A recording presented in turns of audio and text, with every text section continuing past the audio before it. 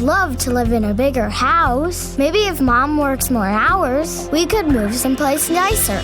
Or you could learn to be content with what you have now. That's a lot easier to do.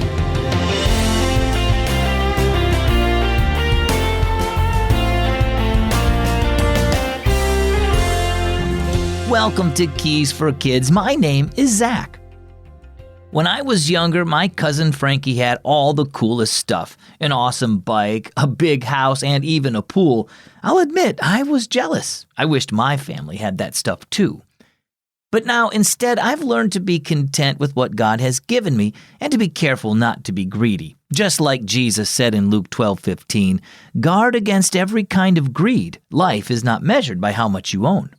Our story for this Monday is entitled Overload.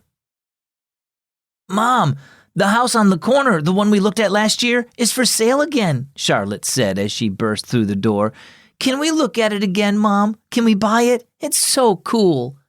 It's a beautiful house, said Mom, but it was too expensive when we looked at it before, and I'm sure it still is. She glanced around the room. This is a beautiful house, too. God has provided well for us. Yes, but the one on the corner is so much bigger, said Charlotte.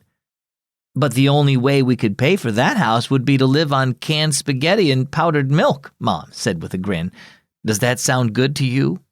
Charlotte laughed. No, but wouldn't it be nice if we were richer and could afford a house like that? Maybe you could work more hours and I could do odd jobs for people in the neighborhood. Mom frowned.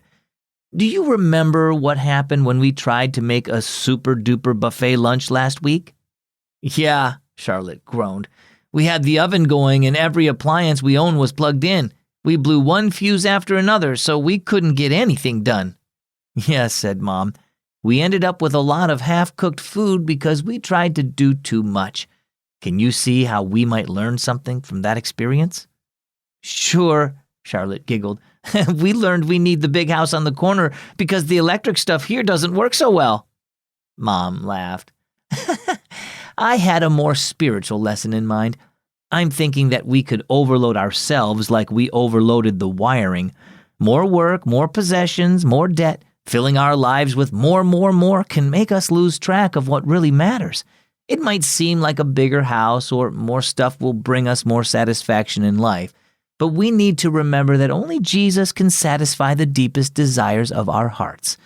He knows our wants as well as our needs, and He promises to fill our lives with the riches of His love and grace, which is worth far more than anything money can buy.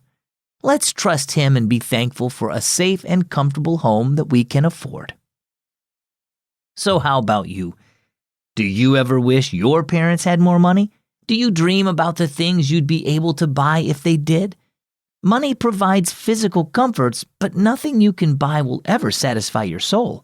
Only Jesus can do that.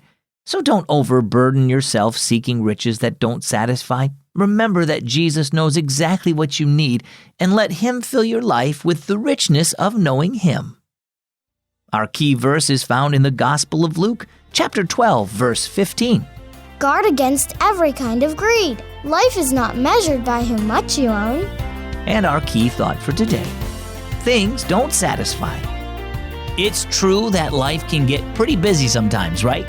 That's why you can take the Keys for Kids stories with you on the go with the Keys for Kids mobile app.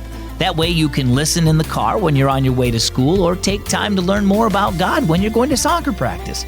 You can read the story along with me every day on your favorite smartphone or tablet. Get your parents' help and search your app store for Keys for Kids. Well, as always, my name is Zach. Thanks for listening to Keys for Kids today, and do me a favor. Share Keys for Kids with a friend, and then both come back tomorrow. We'll see you then.